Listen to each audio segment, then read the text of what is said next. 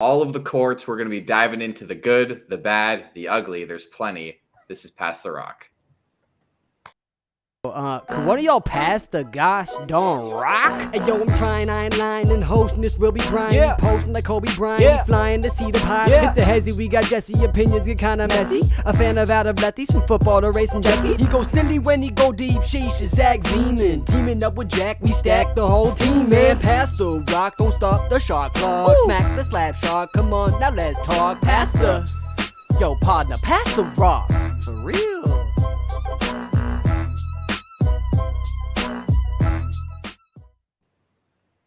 Zach, I'm glad that you appreciated that little intro there. How you doing on this fine Monday evening? Oh, I'm doing great. We got a real sports equinox tonight. We got Game 3 of the World Series. We got NBA basketball. My Lakers are playing. We got Monday Night Football. I mean, it doesn't get much better than that. Doesn't get much better. I think this is one of the only days the entire year in which all four sports, Yep. or it is the only day this year in which all four big four sports are on. Zach, which one are you watching tonight? Ooh, probably sticking with good old Monday Night Football because no Sixers and no games I haven't really scanned the NBA schedule, but it's Monday Night Football. Gotta watch it. Pretty fat slate of games on tonight. I don't believe everyone is playing in the NBA, but there's a good amount of games going on. For anything, I don't see anything nationally televised, so I probably wouldn't get anything good anyways. Yeah, not too much going on. We do have a little Lakers Magic at 10:30 p.m. Yes, Eastern. Ooh. Which, by the way, I'm loving the timing of that because that means I can watch Monday Night Football in the World Series and then watch the Lakers after. So That's nice. I'm all aboard. He's going to be glued to his got TV. You got Blazers Raptors in about 15 minutes. Yes, we do. And we got Minnesota versus the Hawks. I think the game of the night is going to be Pelicans Warriors at 8 o'clock. Definitely. So should be a good one. Heat Bucks, too. Heat Bucks rematch. Ooh, Heat Bucks. Solid Very matchups tonight. Heat might win that. The Bucks got embarrassed last night or 2 days ago. But hey, I mean, tomorrow night we have two nationally televised games. We have Knicks, Cavs, and then Spurs, Suns. Yeah. Has anybody? I know Dame dropped the most points in a debut as a Buck and as 39. Has anybody ever dropped less points in their second game? He had 6 points in his second game. That might have been the worst Dame performance I've ever seen in my entire life. I think it has to be. I can't remember a time where he had 6 points. He's not one of those superstars that has off nights. Like he's just so consistent that like you see him struggle like that. And of course, it's game 2 in a new uniform, so that's why you're sort of paying a little extra attention to it. But I can't remember the last time I saw Dame play even remotely like that. Yeah, I'm wondering what his streak was with games of at least 10 points. I feel like it could have been seasons long if not for an injury or something. For sure. Either way, that's tough for Dame. Hopefully he'll bounce back, but man, 6 points is just unreal. All right. The NBA just announced the in-season tournament courts. Which is your favorite? Which is your least favorite? And what do you think of your own team? Zach, starting with you, which is your favorite? Mm-hmm. I know we threw around a couple ideas of which ones are our favorites before the show. But for my money, I would like to say that the Minnesota Timberwolves absolutely killed it with their court design. It's simple, but it looks fantastic. It doesn't deviate too much from what their court looks like now. Everything works together. The two shades of blue complement each other, which I really like. Not a lot of these courts can say that their colors actually complement each other. So shout out to the Minnesota Timberwolves. They absolutely killed it with their court. When it comes to a least favorite, there's a lot that I could choose from. There is definitely a lot that I could choose from. I'm going through right now, but you know what? The one that stood out to me immediately as one of the worst, this has to be the New Orleans Pelicans. It is just odd. That was my pick too. That was my pick too. I don't blame you guys. It's so bad. I was like, is there anyone that's even worse than the Pelicans? I don't think there is. These colors look god awful together with the purple and the neon green down the middle. And then the Pelican has a red beak too. It just does not work at all for me. Their uniforms are disappointing. The court just does not look good. I don't know if I'm ever going to be able to watch a Pelicans in-season tournament game. Yeah. The one thing I will say about the Pelicans court is it looks like a Booster Juice cup, and they are sponsored by Smoothie King. So I think Okay, all right. They went for the enough. wrong. They Fair went enough. for the wrong smoothie company, but it does look Yeah. like something that you would get at a mall food court. Jack, what was your favorite and least favorite? Well, okay. Well, my favorite is absolutely the Utah Jazz. I love the shade of light purple that is on like the outside of it. Is that Mhm. lilac? That color? I don't know. Lavender, maybe. I'm not a something. color analyst, but whatever that shade of light purple is You're not a beautiful color commentator. I guess not. More of a play-by-play guy myself. But the also I don't know. I just think the dual shades of purple complement each other really well. The Jazz just generally have really nice colors to work with, so it sort of tends to lead to good logos, good jerseys, good courts. I'm usually a fan of what the Jazz do, and I think they hit it out of the park on this one personally. And then as far as my least favorite, it's definitely the Pelicans, but I'll pick a second one because Zach already took them. I'll go with the Miami Heat. It's just not great. It's a lot of red, like a really deep red that's super overwhelming, and then the color they chose to complement that deep red is just gray. So it's very basic. And the Heat are another one of those teams that have pretty good colors. They've had some really great City Edition uniforms in the past. And they seem to always sort of have an ability, if they were to do a big custom court, that like with the colors they have a lot of potential. And I just thought they kind of fell flat with this one, given what they could have done.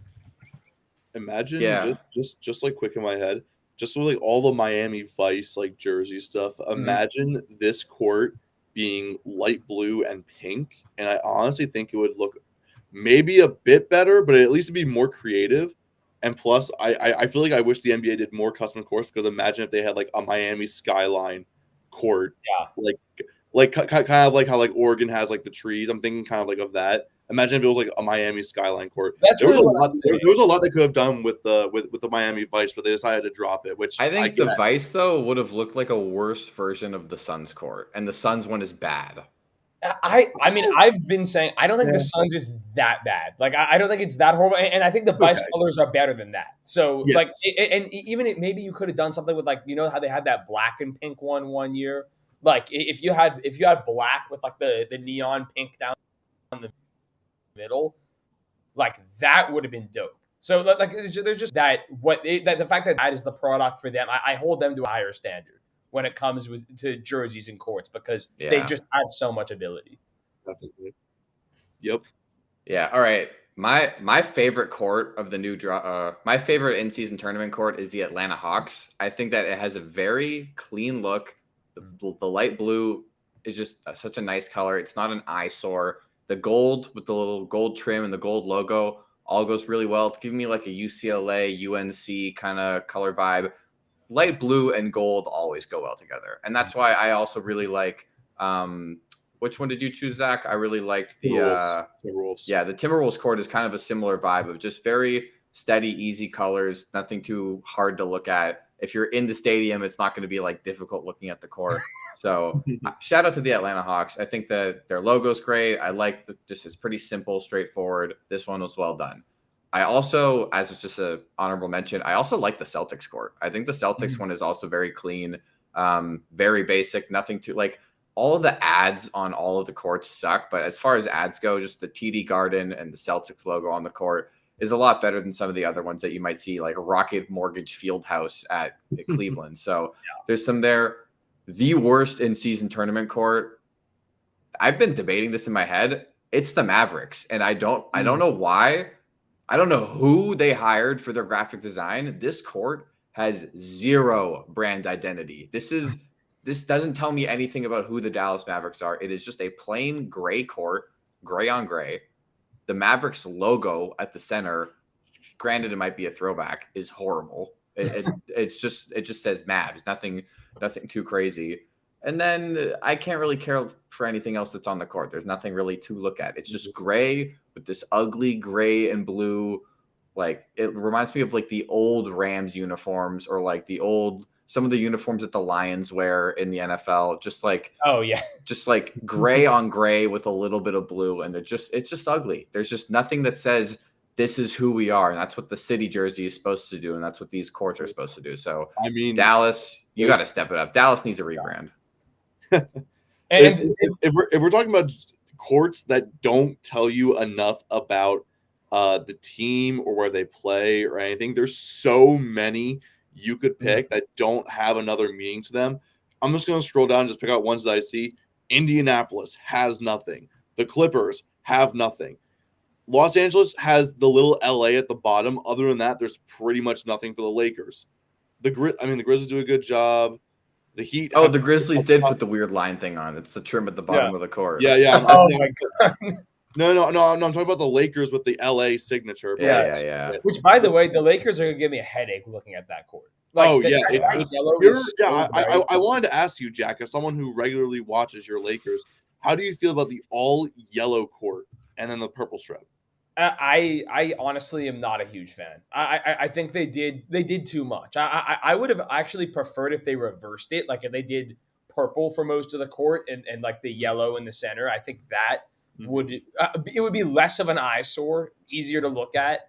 It's just I'm not a huge fan of when it's an overwhelming amount of a really light color because like I feel like my head's gonna explode looking at it. So, that's why the Indy one is just. The Indy is what, like, they look like the Chargers jerseys with, like, the super bright blue and yellow, whereas that's why I like the Hawks where it's a little more toned down. But, yeah, I mean, Jack just gave us his thoughts on the Lakers. Zach, what are your thoughts on your team's court, the Sixers? So my biggest thing with the Sixers, kind of like Jack, I don't love that it's red all around. All they needed to do was flip the blue and the red. And this would be probably like a top 5 court in my opinion.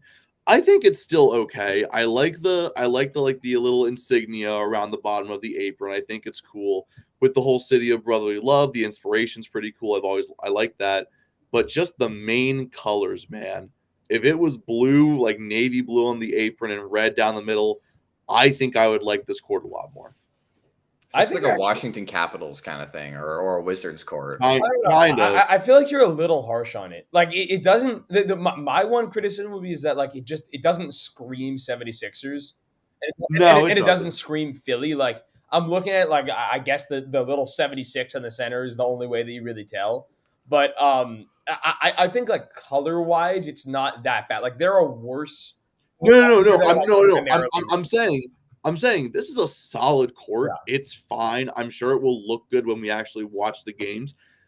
But if it was navy on the apron in the main part of the court and red in the middle, I think I would like it more. And don't say it doesn't have anything Philly. It does have the city of brotherly love on both ends. That's the main trademark phrase for the city anyway. So it has something to identify it. It's not much, but it's better than a lot of these teams do. So, overall, it's okay. I'm not too against it, but I'm not like I think it could be a lot better. I will say the 76 is just ugly. It's very squished, and it just I don't like the 76 personally. We've used that like classic modern logo of that 76 in a few colors for a couple years now. It's been on a few city jerseys, but just like it would be red and blue, like the current logo. It'd be all white, or it'd be like something like that. This is the first time I've seen it be like red as the primary color, and I'm with you. It doesn't look great, but this logo has been around for a bit. Yeah, I know. I don't know if you guys have the 76 gas stations where you guys are. I know they're all over the place in Southern California, but they're called. It's literally called 76. That's the logo that it looks like to me. It looks like the 76 gas station. So this is a gas station. All right. They could do that. Yep. The Philadelphia gas station. I'm looking this up. My thoughts real quick. The Raptors court, I think the Raptors court is nice, but the Raptors court is nice, but it's missing some red. There needs to be some red somewhere. I don't know if gray and red would have been the move. I know that the gray and gold is like what our city jerseys are, and that's kind of like where like the OVO and everything is cool. But I just think with the way that it's designed, either some trim on the ball or the claws on the ball, maybe you make that red. this is also kind of a lacking some substance thing. I like the court overall, though. It's pretty simple. Not too hard on the eyes. I would rather have a gray court than a yellow court. Yeah. And yeah, the simple Raptors, we the North. I like it, but I wouldn't give this anything above like a 7 out of 10. Yeah, I don't know. I have a similar issue with them that I do with the Heat, in that like the Raptors are sort of known for having some really, really good jerseys, really good logos, really good colors. And whenever you're making something Raptors, there's just so much potential with what you can do. And I think just going with an all gray court is selling yourself short. I mean, Yeah. you have so much potential to do so much better with the logos and the colors that you're getting. Yeah, if we could have seen the Dino in the middle, or Oh my god! or yeah. like that would have just Oh, been yeah. unreal. Or if we had Well, we had a I court mean- like the 76ers, but it was purple and red or something, like Oh, that yeah. would have been pretty I've- cool. Outstanding. Yeah, I feel like a big thing with these like courts is that one of the court or the jersey will be nice, but not the other. Yeah. Like for instance, like the I mean, Jazz are the Jesse, only one that have a nice court The- and jersey. The Jazz might be the only one that have it. Also, I want to say the Timberwolves have a pretty nice jersey as well, but the They court to killed me the is court. better. They dig. They really killed the court. But I'm saying, like, Jesse, your favorite was the Hawks. I don't like their city jerseys. I really don't. I think it looks. Well, I think the lowercase ATL looks kind of dumb. That's just They me. literally went onto Microsoft Word and typed in Times Yeah. New Roman ATL and put it on. and like also back to Yeah, Jesse, like fully. your Raptors, like the court is overall solid. The jerseys will work well on the court because they have like that gold, like it's all gold. But I don't like the gold jerseys in general. I just think they're going to work well with this court. Yeah. Yeah, I agree though. I don't love the Atlanta City jersey. I just like the court. Hate that. Mm. Yeah, it does look like such a default font just on there. Yeah. All right, we got one more NBA question. We're gonna move on to football. So, Zach, I'll come to you first. Hey, what's up, Lenny, in the chat? By the way, we got Mr. LT Santa watching. Shout out. All right, who is one NBA player who will be a first-time All-Star this year? There's definitely some interesting names, but let's go with the most hyped up prospect since LeBron James. I'm going to say that Victor Wembanyama will be an all-star this year. I think he'll definitely get a reserve spot. I know it's really early in his career. It's not like he's been dominating NBA defenses quite yet, but he will find a way to perform at an all-star level come middle of the season. The fans will vote him in. The media will definitely try to push him in anyways. Let's just tell it how it is. Victor Wembanyama will be an all-star this year. Yeah, I love that you went there. I didn't quite have the gumption to go there, but just I mean, you have to remember that a big part of the All-Star voting is the fan vote. Like, remember when A lot of it's the fans. Zaza Pachulia almost made the All-Star game because the entire country, I don't even know where he's from, but his whole country basically voted him in there. Like, Wemby's got all of France behind him. That's some pretty powerful voting. So I definitely think he'll get up there, and his play should, in my opinion, be good enough to get him the conversation. But I'm going to go with Tyrese Maxey, who's on your 76ers, obviously. I think he's looked awesome to start the year so far. He's obviously in an elevated role with all the James Harden drama. But I think based on the way that he's played, I think Daryl Morey has to be looking at the Harden situation and being like, I feel less bad about trading James Harden because I feel good that Maxey can basically just be what Harden was for us last year. And that speaks volume to the way that Maxey has played, the talent he's shown. And I would be almost surprised if this wasn't an all-star season for him because I think he's looked that good to start it off. I love the pick of Maxey. I think, especially if James Harden doesn't play another game as a Sixer, he's basically locked, I think, to be an all-star this year. He's been amazing. I think he's honestly becoming their go-to guy in the fourth over Joel Embiid. And not to say anything about Joel Embiid, but I think Joel Embiid is the guy that gets you into those spots, and Maxey is the guy you give the ball to because by the fourth quarter, Embiid's a little worn down. He's taken 18 fouls, 46 free throws, and you got to give the ball to Tyrese Maxey and see what he can do. All right, my pick for a first-time All-Star this year is Evan Mobley of the Cleveland Cavaliers. He is also my pick for Defensive Player of the Year.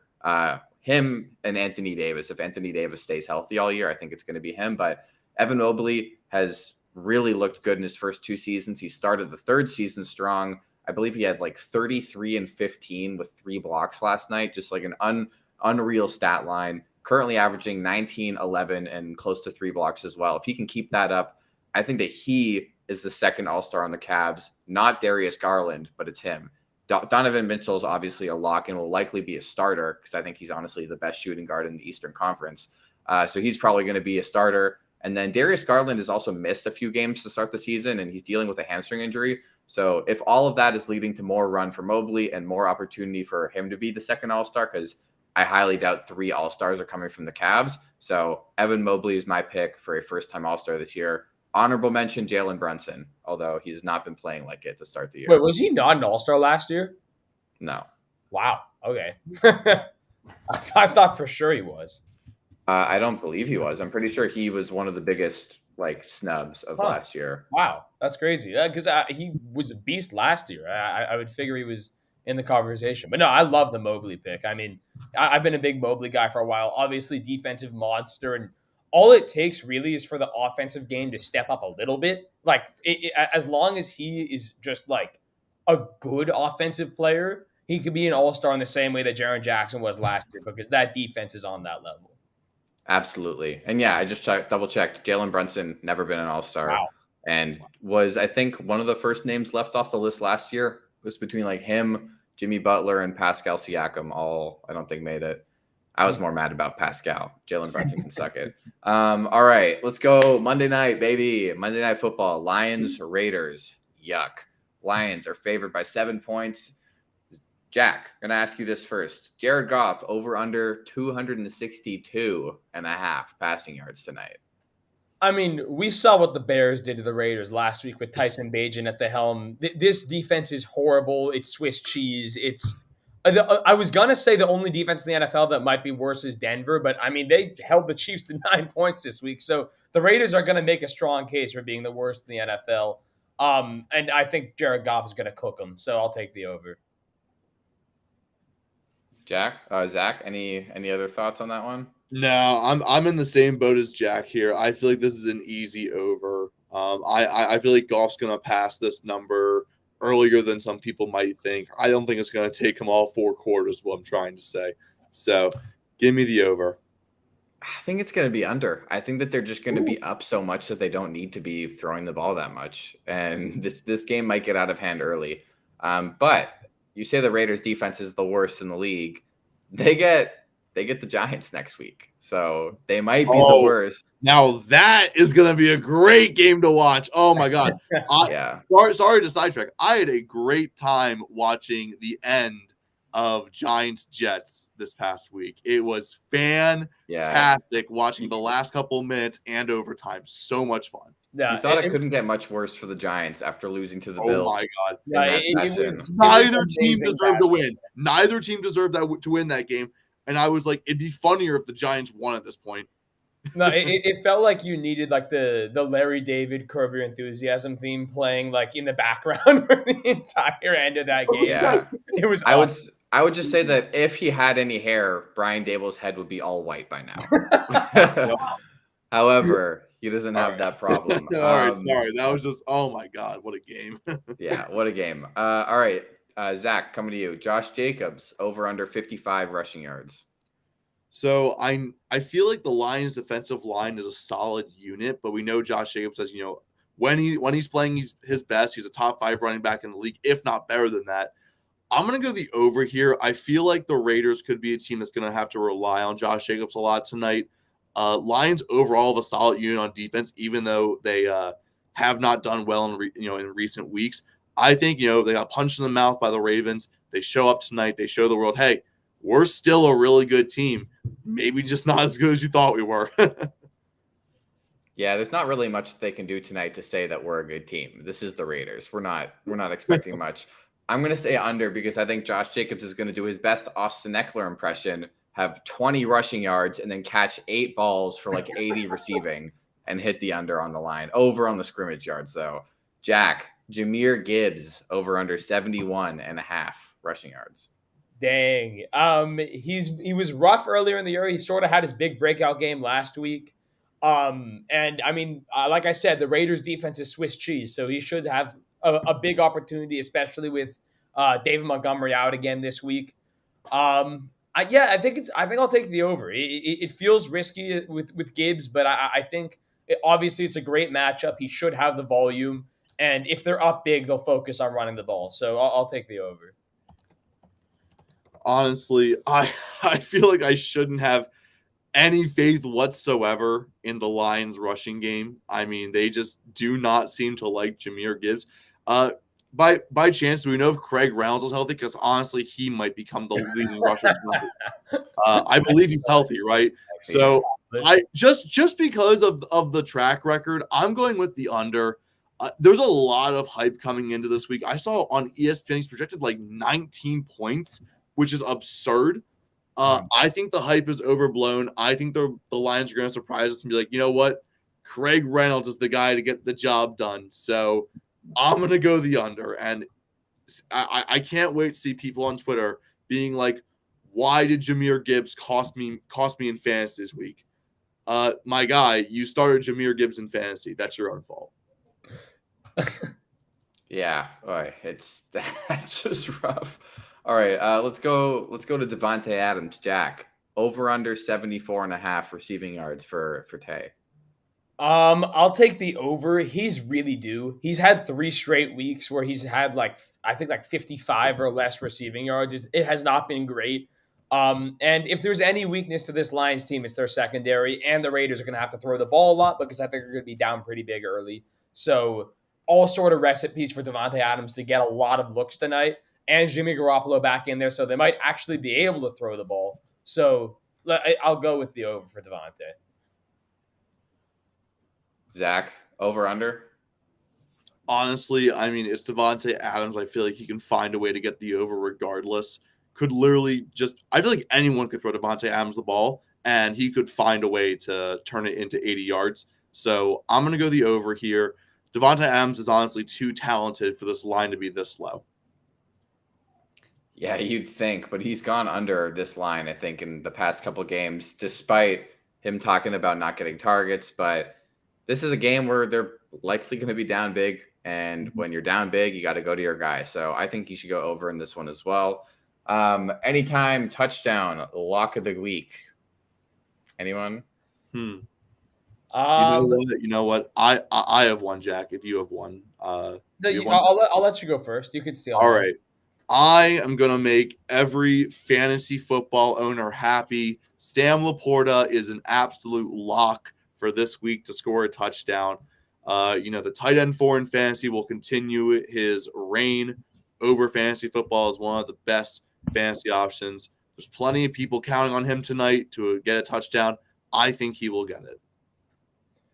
Yeah, I'll go with Devontae Adams. That's probably the easy pick, but I just really think that if the Raiders are going to have a chance in this game, they're going to need to lead on Tay. He's going to need to have a huge day, and he's due for a huge day. So, and he also last week dropped that touchdown in the back of the end zone that could have brought the Raiders back in. He's got a chip on his shoulder, and when Devontae Adams has a chip on his shoulder, you don't want to mess with him. So I'll take Tay. My pick, screw it. Craig Reynolds, anytime touchdown, lock it in. Yes, sir. It was between that and Jared Goff, runs it in himself. All right, score predictions. I'm going to say 34-20 Lions. Jack. Yeah, pretty similar. 31-17 Lions. Slightly lower score for me, 27-17. Do any of you have an idea in your head? How does this game go for you? I mean, generally with the Raiders, I sort of project them to lose in heartbreaking fashion, but I just think they're going to be outclassed tonight. I don't even think there's an opportunity for that. I think the Lions go up relatively big early, and then the Raiders maybe claw their way back into it, but in the end, it's never really that close.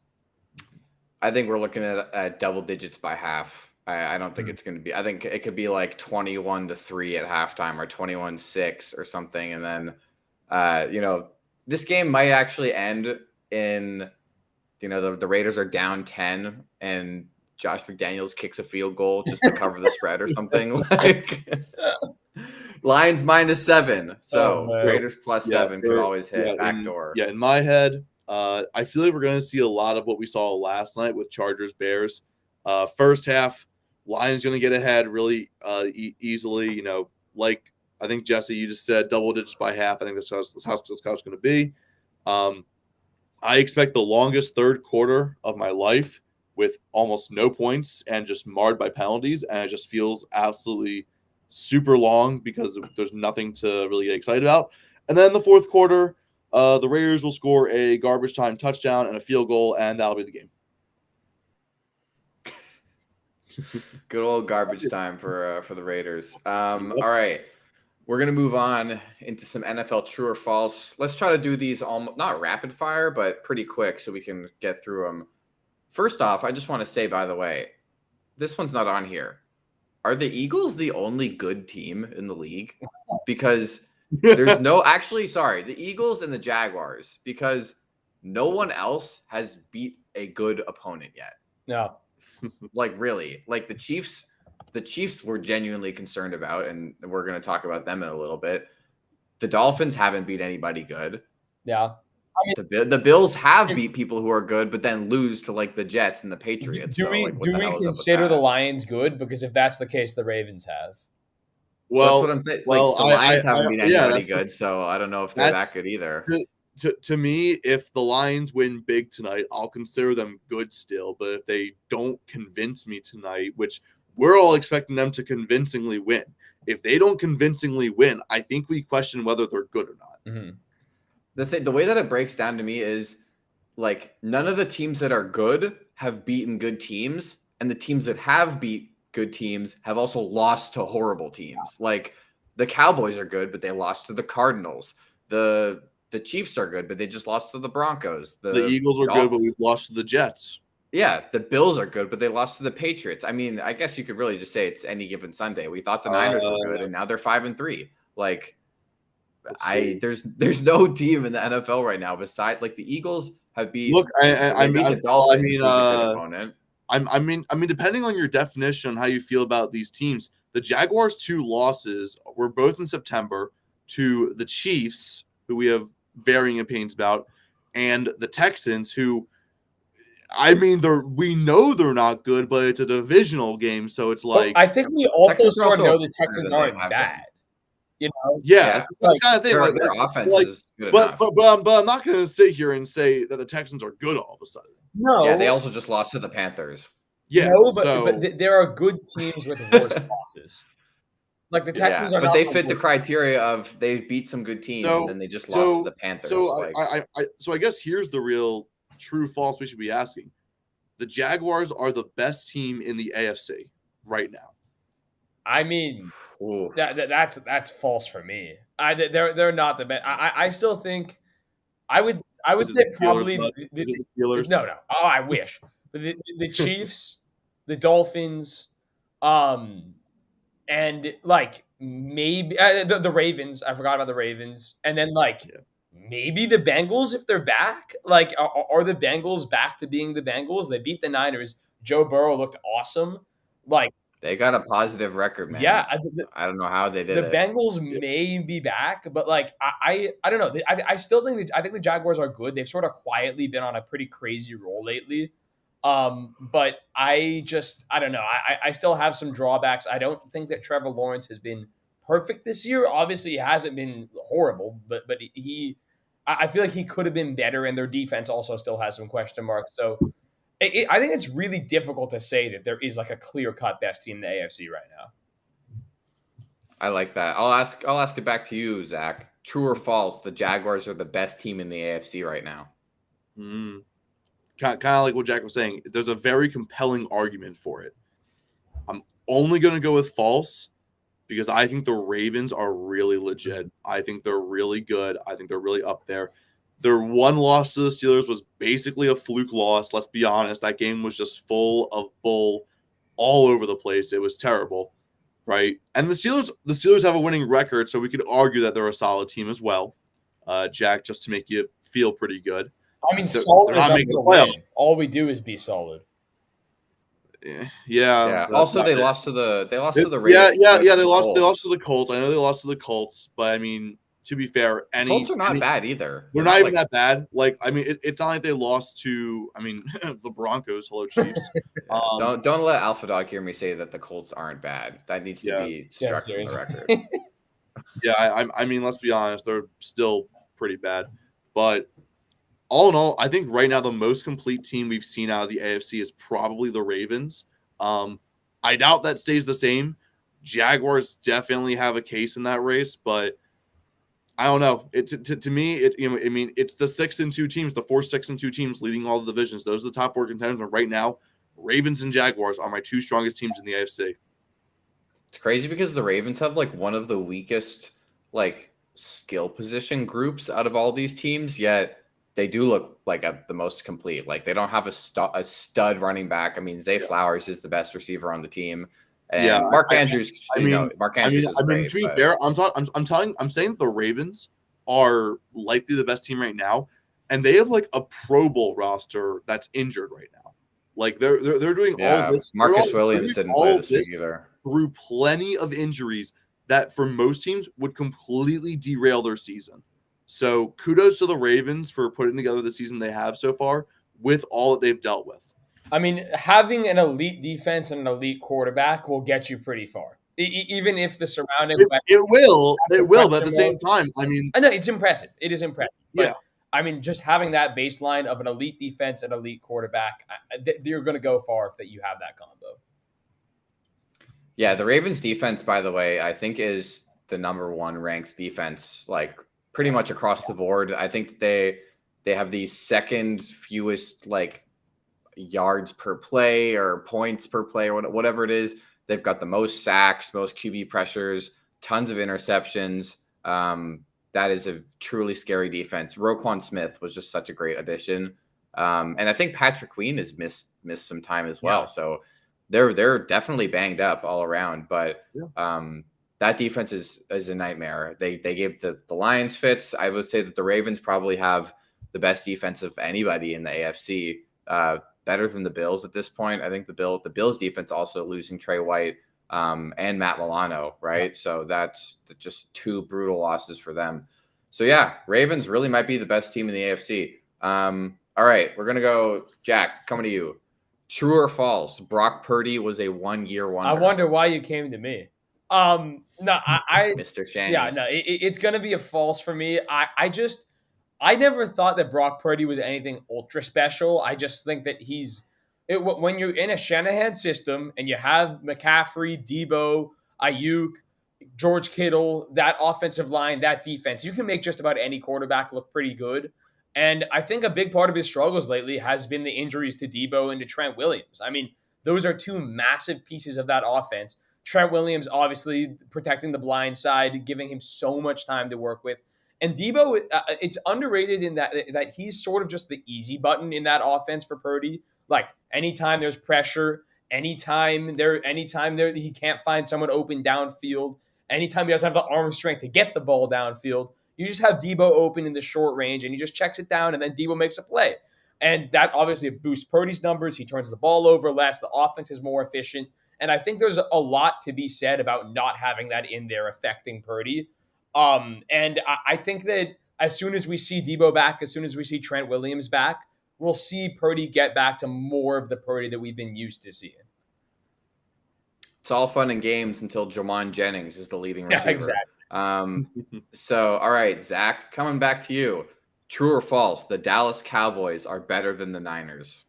Oh man. Not disregarding their head-to-head matchup. Yeah. No, I feel like a lot of these questions will be answered in the coming weeks, but especially this question with Eagles, Cowboys, and just the Niners trying to bounce back from a 3-game losing streak. I don't even know who they're playing, but just in general trying to bounce back from that.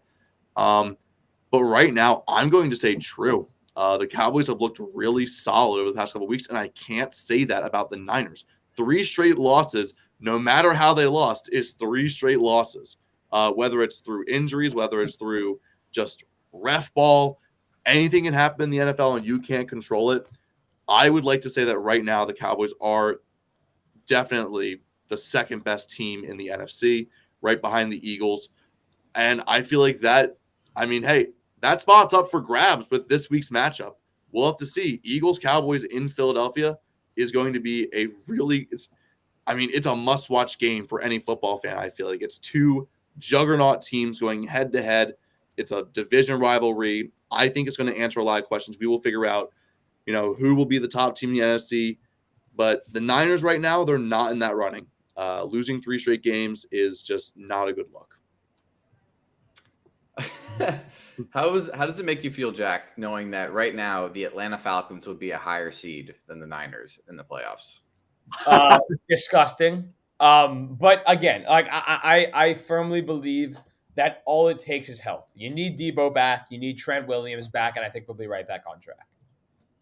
Well, it's a good time. Honestly, probably the best time for a bye week for this team to get healthy. I think that the skid could have continued if they were to keep playing into next week. Their schedule does not lighten up. This is disgusting. You're right. Niners is a 6 seed right now. Falcons is a 4 seed. Also over the Cowboys because of how division rules work. Yeah.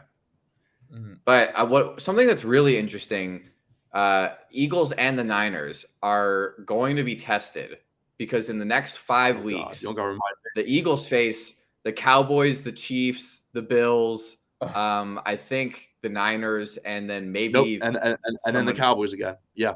And then the Cowboys again. Yeah. And the Seahawks, I think. At some point we also play the Seahawks, yeah. The Niners' next 5 games are the Jags. So I feel like the Jags will win that game.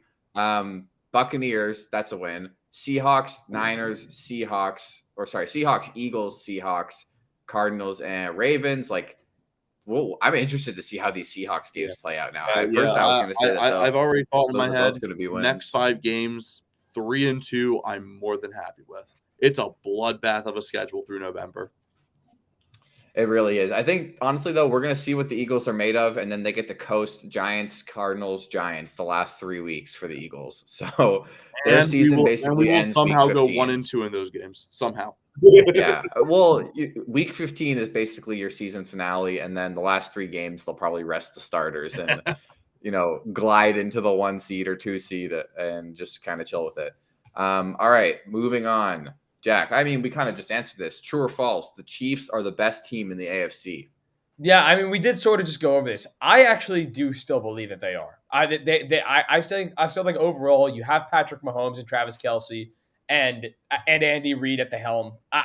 You can't knock that team from being number one. I feel like just about every season you see a top dog have a choke of a game out of nowhere. How in the world did the Broncos beat this team? Like the Eagles had it last year with the Commanders. How in the world did the Commanders beat that team? I'll never know. It happens all the time, though, when a top dog just drops out of nowhere because any given Sunday is a real thing. And I think the Chiefs will be fine. I think they bounce back. The one debate that I would potentially have is with the Ravens. I think you could start that conversation, but I think I would need to see a repeat performance like this from the Chiefs before I go that far. Zach, do you think that they're the best in the AFC? I already talked about it. Right now, I think it's the Ravens. So, no, they're not the top team right now. Although, I will say, if the Chiefs are in the playoffs, they are the best team in the AFC. Like once it comes playoff time, especially if they're like a top 2 seed, there is no better home field advantage in football than Arrowhead Stadium right now. When it comes playoff time, I am always betting on the Chiefs. The Chiefs will find. Could you imagine Taylor Swift at a playoff game? Dear Lord. Yeah, no. I will say she's coming to every Chiefs game for the rest of the season. To be fair, if the Chiefs made the playoffs and Taylor Swift was in attendance, they're winning by 40.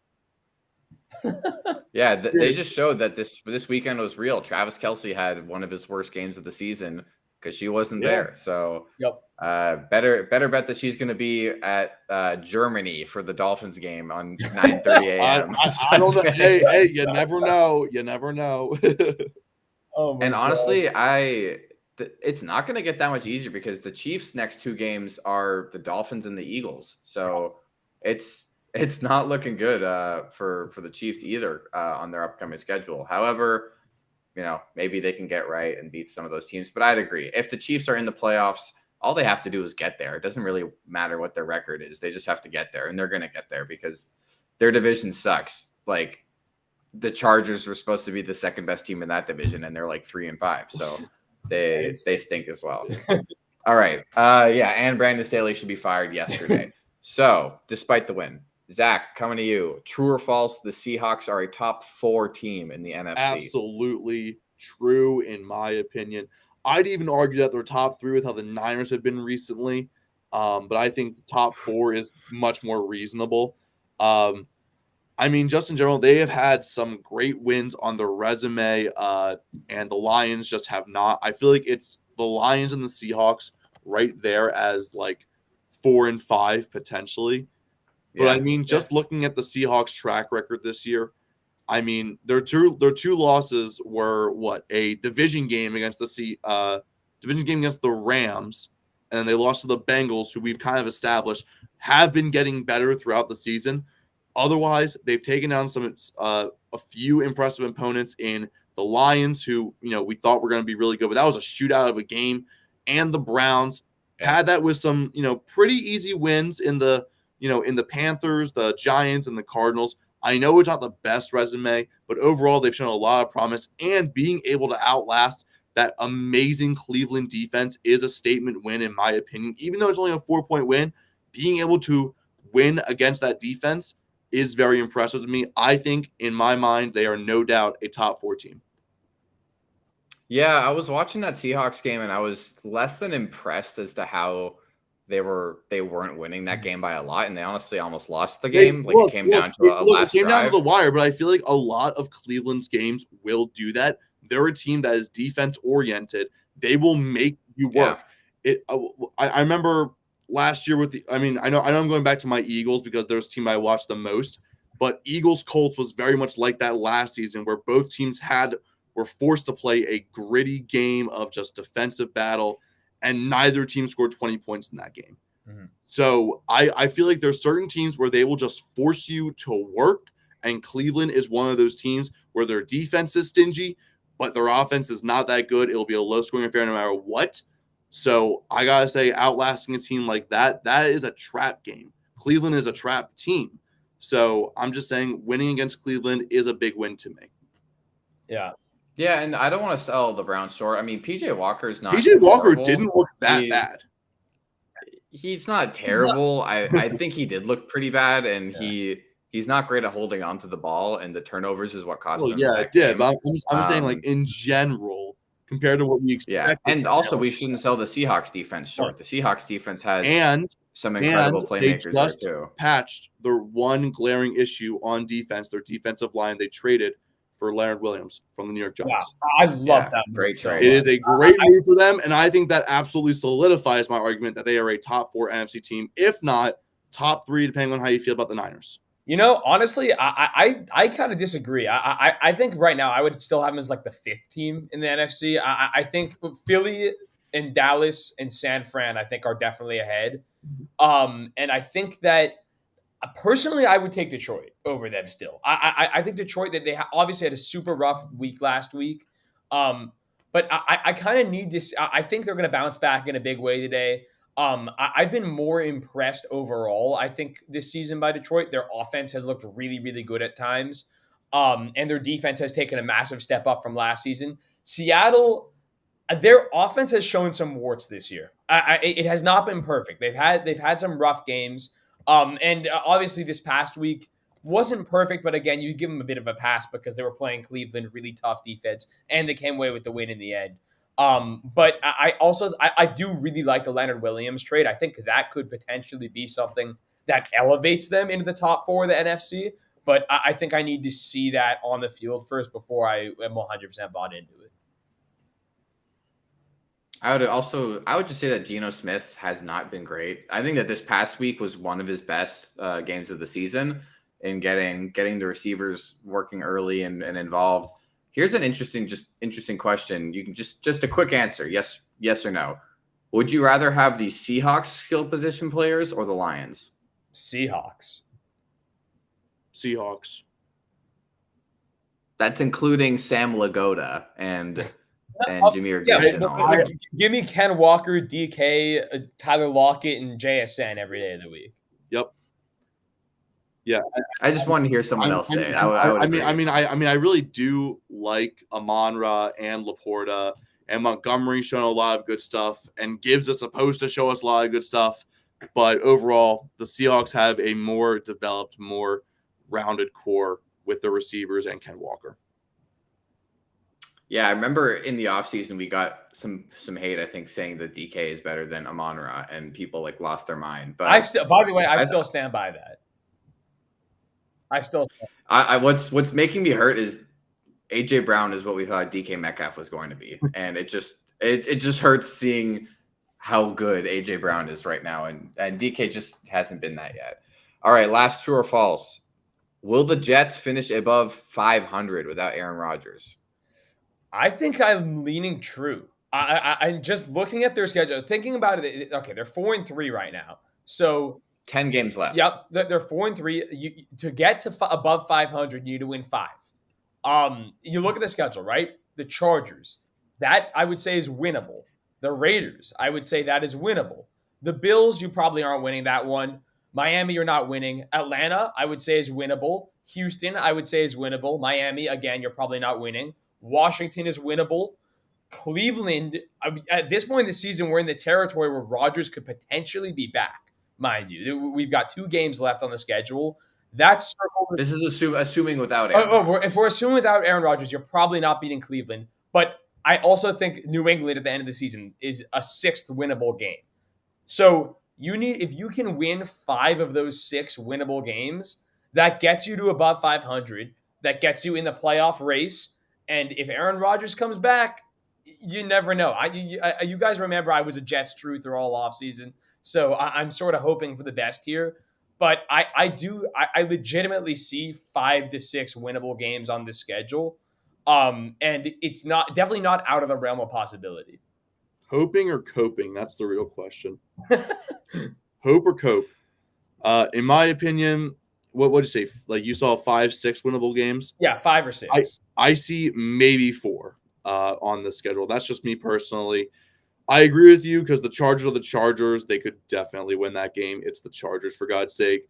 Las Vegas, Atlanta, and I want to say New England just because I could see them definitely winning that game, especially because it is in division. But overall, I don't see enough winnable games for them personally. This Jets team, you can really tell they are a quarterback away from being a really solid team, and Zach Wilson just is not going to be that guy. And look, I get that everyone's hyping up that Rodgers is going to come back early from his Achilles, and he's going to be able to save the franchise. He's going to be able to save the season. He's going to lead him to the playoffs. I am still not fully bought into the idea that he's recovering this fast. I think it's just absolutely insane. Maybe he just is a genetic freak. Maybe he's just better than all of us, whatever. But I'm still not fully bought into it. I need to see it to believe it. Until then, there's no way the Jets are going to finish above 500. Add all of that on top of the fact that they are the Jets. They are still the Jets. That Cleveland game, Week 17, genuinely might be 3-0. It might be. It might be like a whatever the under is. Take it. You know what? It's going to be bad. Let's go with this. Ready? 5-2. 5-2. I love that. Two safeties in one game. One by each defense. 5-2. Cleveland Jets. In overtime. That's amazing. It was a 2-2 in overtime. Oh, okay. That's a little 4-2. 4-2. Oh, God. New score. Okay, that's 2 sickos for me. That is 2 sickos for me. Yeah. No, it's like remember that one year with the Browns. Overtime is a little too much for me.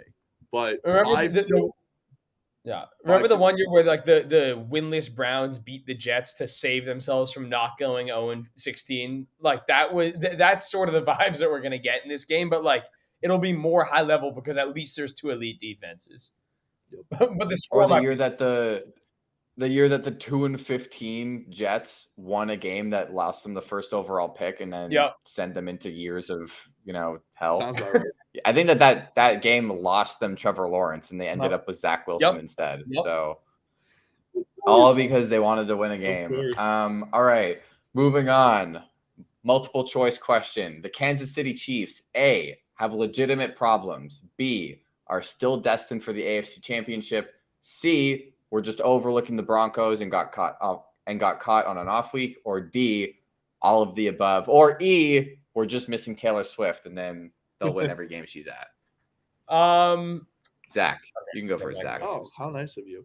I feel like the answer to this, I know part of me wants to say C, but these are the Chiefs, and the Chiefs would like never do that. They would never overlook a divisional opponent.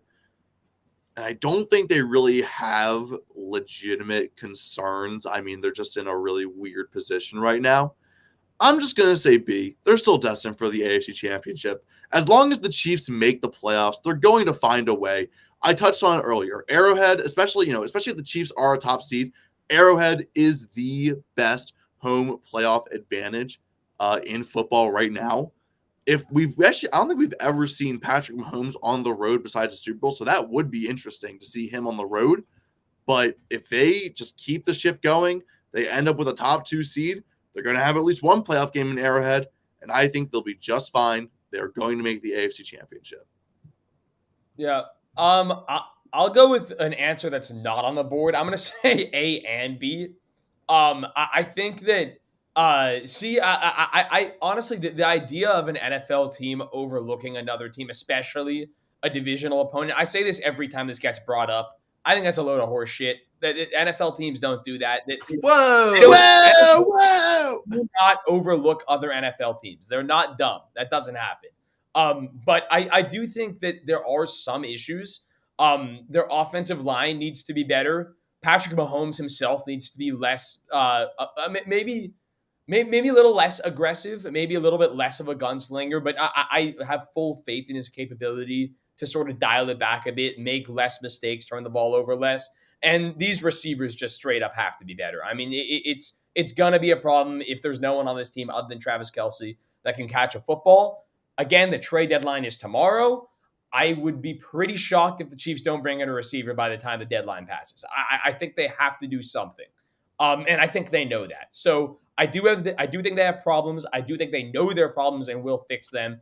And I also still think they're destined to be in the AFC Championship.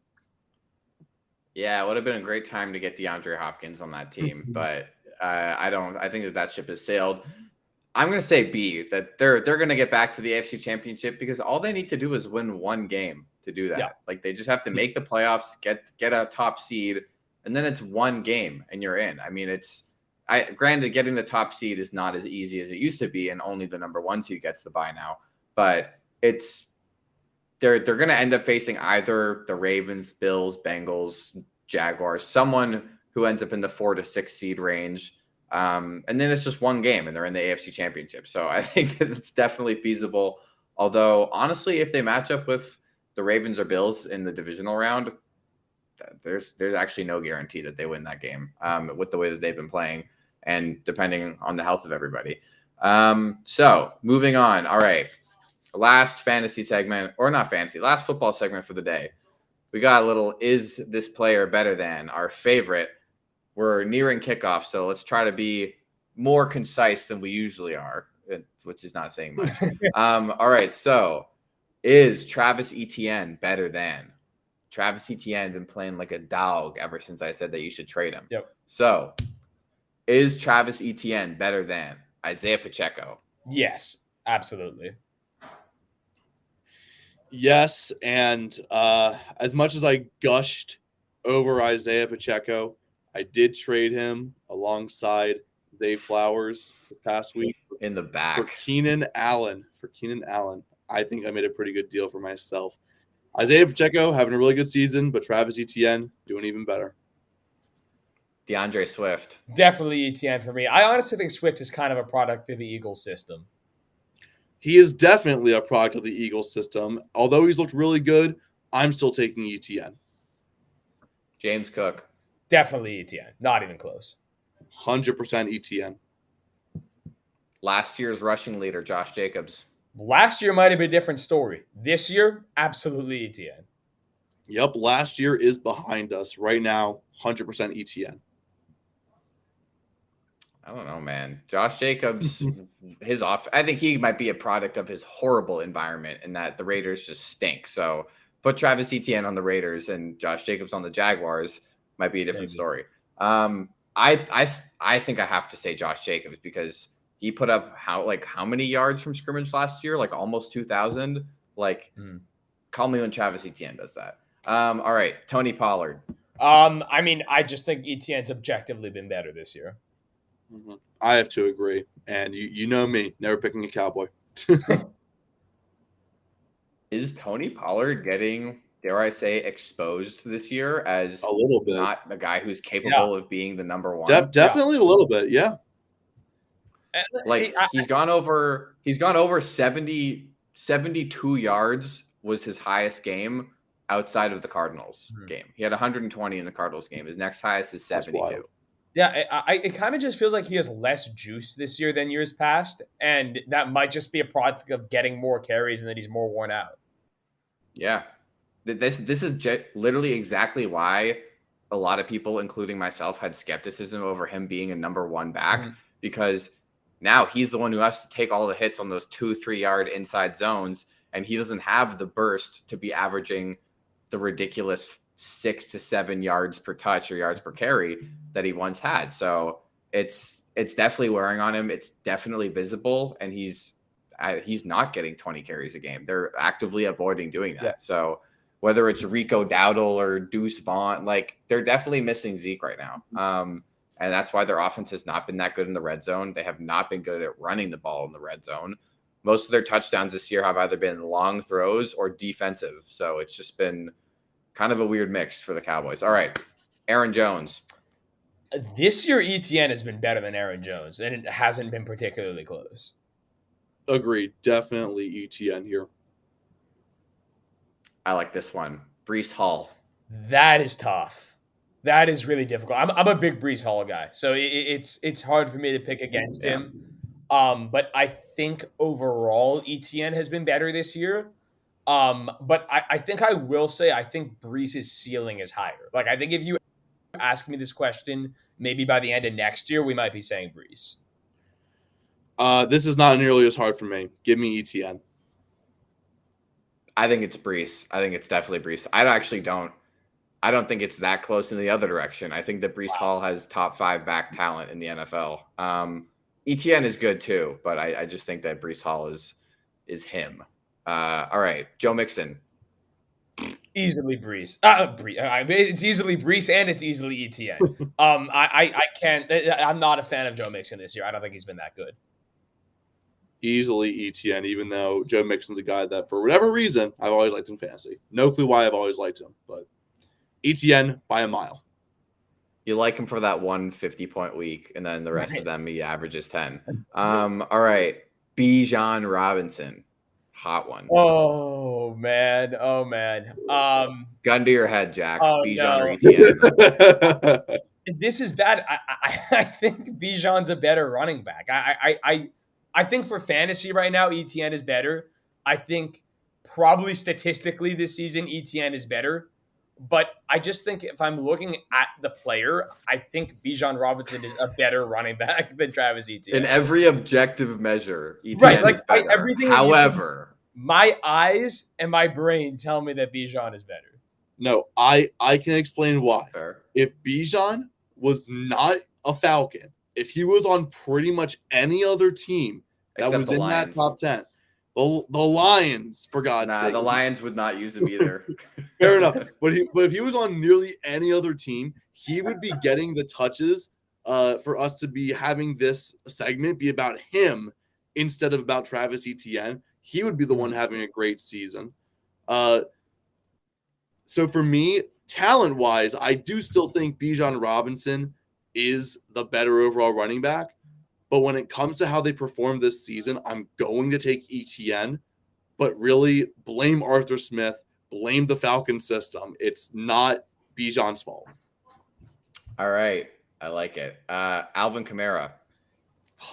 This is kind of the inverse, is in that I think Kamara, if you were to stretch, obviously Kamara missed the first 3 games of the season, but if you were to stretch what he's done over the full season, he might statistically be better than ETN, but I think the eye test tells me that ETN is a better running back. Like it's kind of the opposite of what I was saying about Bijan.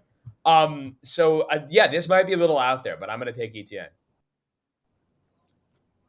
I don't think it's too out there. I love both these running backs because they're my fantasy 1-2 punch and everything. But Damn, let's you be must be honest. winning. Let's be honest here. Kamara is a PPR merchant. There's a reason why I love him. It's because my league has PPR scoring, and he's a merchant for that. So I do think overall, right now, I'm taking ETN by a bit. This is very close for me. I think, yeah, PPR, he's great. But outside of that, I mean, he's just Alvin Kamara is the best receiving back in the NFL. So it's just, he has that aspect of his game too. And I think Travis Etienne actually, no, absolutely not. It's Kamara for sure. See, the thing is Alvin Kamara is a dual threat. Austin Eckler is only a receiving back because the Chargers cannot run the ball to save their lives. I'm just saying receiving back. I mean, it's the receiving. No, I think Kamara has better hands. I think sure okay. Austin Eckler can take a screen past 40 yards, but I just think that as a route runner and as a receiver, Kamara has proven to be better. Yeah. So, well, but how about this? All right, if we're talking ETN, he's the happy medium between the two. I think he's probably the best runner. Yeah. He's probably the best runner of the three of them, and his hands are up there. I don't know if he's quite the receiver that they are, but he throws his hat in the ring. He's a very good receiving back. Yeah, he absolutely is. Derrick Henry, though. Derrick Henry to me is a guy that if you tell me, career-wise, it's Henry, but like this year to me, I don't think it's even that close. I think it's ETN by a mile. I kind of thought about this before the fantasy season, but it also applies just in general to the season itself. This is the last year where we're truly going to have, the Derrick Henry we all know and love. Father Time is unbeaten, and it looks like he's nearing, if not already is, at the end of his prime. So, love Derrick Henry, love what he's done for the game, but I think this is the last hurrah of him being like a top elite back. I mean, I think ETN has already sort of taken over from him at this point. I think the numbers have objectively been better for ETN this year. Henry he's still been good, but he's looked like he's lost a step a little bit. And I think overall ETN this season has just been better. Yeah, it's close. I mean, Derrick Henry, ETN both have around 500 rushing yards on the season. ETN's got a little bit more in the receiving game as well, obviously. I think it used to be Derrick Henry. And if I had to take one player for one game, I might take Derrick Henry. But Travis Etienne has his whole career in front of him. He's much more dynamic. And yeah, I think it's Travis Etienne. Mm-hmm. Don't worry about it, Dak. All right. Okay. Moving on. Saquon Barkley. I think a fully healthy Saquon is better than ETN. I don't know if we're gonna see a fully healthy Saquon this season again because he doesn't seem to be fully himself right now, which might make me lean ETN. But I think overall, if we're talking Saquon at his best, he has to be better. Mm-hmm. Yeah, it's kind of that pick of you want the best of these guys or the aggregate of these guys. And I think when it comes to this season, we've seen more of the aggregate from both of them. So I'm going to go ETN. But when it comes to, the absolute best Saquon or the absolute best ETN, I'm going the absolute best Saquon. Yeah, I don't think this is actually close at all. I think Saquon Barkley still has top five top five name, top five stats, top five ability. He's just stuck on the poverty giants. Very interesting. Top five name. No, just like yeah. I mean, he's got a great name. He is a great name. Still. Like, man, who, why, what, when, how does he want to stay in New York? He keeps saying he wants to stay. He wants to be a Giant for life. Why? He must just love the city. That's the only explanation. Yeah, he must have found a great apartment on a great deal and just can't leave or something. So, and that's New York for you. All right, moving on. Kenneth Walker. Oh, Ken Walker's been awesome this year, but I think ETN's been even better. It's got to be ETN for me. Yeah, nothing to say here. You already took the words out of my mouth. Kenneth Walker, good season. Travis Etienne, even better. All right, Jonathan Taylor. All right. Well, this might be a little bit biased and delusional, but on Wisconsin, baby. Give me Jonathan Taylor. He's a Badger. He's my boy. And I think at full strength, he might be the best running back in the NFL. So, on Yeah, Wisconsin, but look, he's not playing where we all expect him to play. This is ETN by a mile right now. Oh my god! I looked down for 1 second and I looked back up and Jack has a hat on. I know, very scary, very scary. You're gonna ruin the continuity in the video, but it's okay. Very scary. All right, Austin Eckler. I'll do that for you. I Sorry, there's just gonna be one shot of the video where you have a hat on. no, and no. I gave reasoning for it. I talked about the Badgers. Don't worry. Yeah. All right. Austin Eckler. Man, I kind of think Etienne's a more well-rounded running back. He's a better actual runner of the football. Obviously, Eckler's an unbelievable receiving back, but I don't think Etienne's a slouch in that department either. And I think just as a runner of the football, Etienne is better. This one feels really close to me. I think both of these guys are top 5 running backs in the league. Not sure exactly where I place them. That's the only thing, because I don't. Unlike Jack, I don't constantly make a top 5 list, top list of everything. I feel like you would do that, Jack. I feel like you're a guy to put lists for every little thing in the NFL. I do. Yeah, I want to hear your top 10 kickers list after this. Kicker power rankings. Anyways, this is a really close one to me. I think I'm going to lean Eckler here. I really like how he plays overall, but Travis Etienne has shown a lot of promise this year. I think if he keeps it up throughout the season, I think this could easily be Etienne. But right now, I'm going to stick with Eckler. Both are extremely talented, though. Last but not least, Christian McCaffrey. I mean, yeah, it's not much of a conversation. It's CMC. He's the best running back in the NFL, and it's going to take someone is going to have to physically grab the torch out of his hands for him to lose that spot. Mm-hmm. Yeah, no, this is CMC by a mile. He's a mile ahead of every other player in the NFL when it comes to what he does. And that's it. That is it. Travis Etienne, honestly, made it further on this list than I actually might have thought. I think the only ones that were said better than he is Breece Hall, Bijan, Saquon, and then maybe JT Eckler. And that's about it. Yeah. And so JT. Shout out Travis Etienne, man. I mean, he was, 26th pick in the draft? Yeah. Like yeah, 25 maybe. He was right after Najee. They were back to back. That's gotta hurt. And I mean, just the fact that him and Trevor played together is already just awesome to see. All right, boys. Shall we run the connections, or do we want to call it? I think we're already going a little long, and Monday Night Football is already on. The Lions are up 3-0. I kind of want to watch that. I'm not going to lie. All right. Well, I know that's a lie because there's no way you actually want to watch Lions Raiders, but we will end this week's episode. Don't doubt me. Come on. I know that you want to go watch the Phillies. Oh wait. Hey, sorry, look. I've been following the Cancun World Series on Twitter, and we're up 2-1 against the Astros. Okay. Let's go, baby. We're up Meanwhile, the Hanshin Tigers are playing in the Japan series this week. Yes, so let's go. If you want to watch some baseball. Thank you all for everybody who's hanging out with us tonight. We will be back on Wednesday for our fantasy show. Make sure you catch us 12:30 Eastern on Wednesday. We'll see you then. Any last words, fellas? Have a good night. A fun night. Sports Equinox. Go Lions. Sports Go Equinox. Birds. Go Birds.